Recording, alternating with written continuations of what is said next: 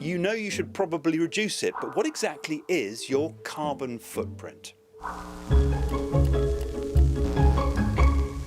A carbon footprint refers to the total amount of greenhouse gases released into the Earth's atmosphere as a result of the activities of an individual or an organisation. Remember, greenhouse gases trap heat inside the atmosphere, and that's overheating the planet. So if you want to work out your own carbon footprint, you need to know the amount of greenhouse gases, like carbon dioxide, you're responsible for creating.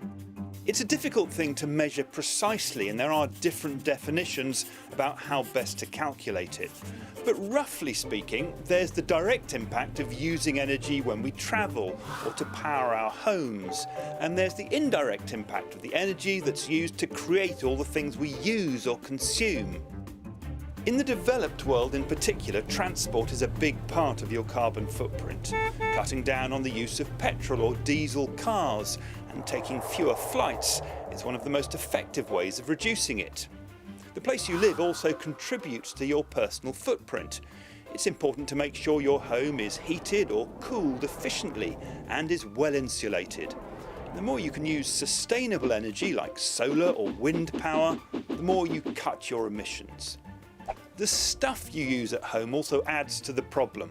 All that plastic, metal and cardboard takes a lot of energy to produce and dispose of. So recycling can help reducing your carbon footprint, but not as much as how you travel or heat and cool your home. Then there's your diet. Above all, red meat makes your carbon footprint bigger because cows produce so much methane, another greenhouse gas. And huge numbers of trees are cut down to create pastures on which cattle can graze. In the developing world, polluting stoves are a real problem too, so it's important to try to replace them with more efficient methods of cooking.